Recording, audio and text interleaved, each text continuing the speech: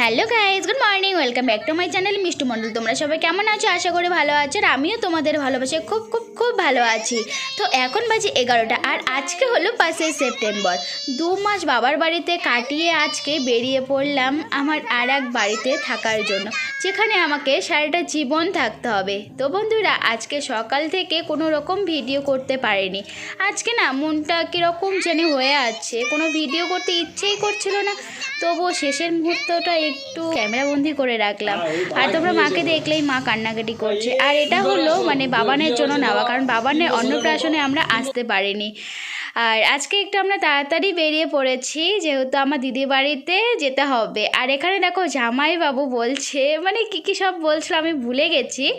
আর তারপরে এই যে ড্রেসটা স্টুডেন্টরাই দিয়েছে, আর স্টুডেন্টরা বলছিল যে এই ড্রেস পরেই নাকি স্যারকে আসতে হবে, কেক কাটতে হবে। তাই আর কি জামাইবাবু যে পাঞ্জাবিটা পরেছে সেইটা আর কি খুললে তারপরে এই ড্রেসটা চেঞ্জ করে পরে নিল। তো এখন হয়েছে কেক কাটা শুরু হয়ে গেছে, আর সবাই এখানে বলছিল কি হ্যাপি বার্থডে বলছিল। তারপরে হ্যাপি বার্থডে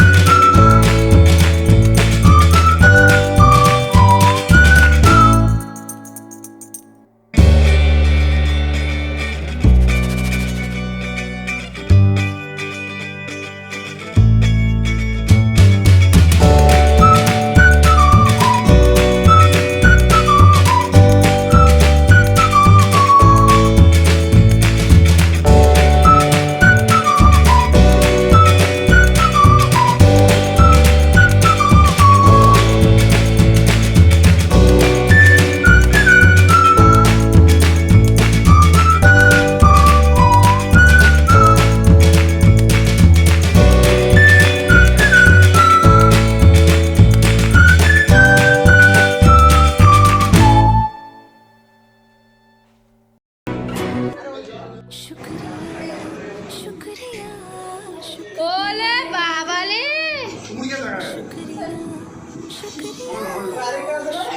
ছেড়েই তো সব শেষ করে দিল।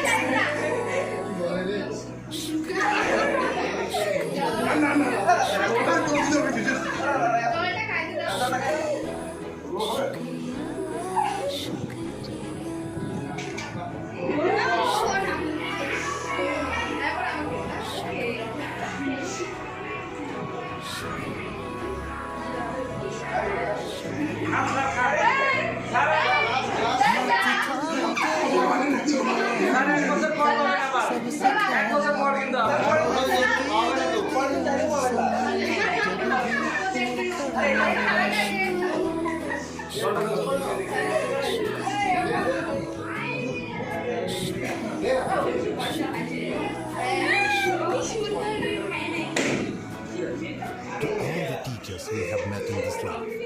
A very happy Teachers Day from my heart.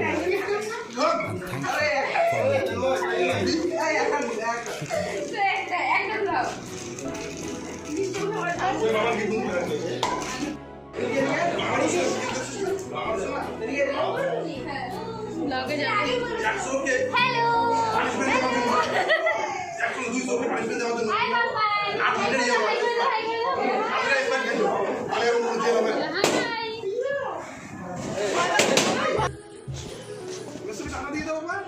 দিচ্ছে ও tata bye bye bye by.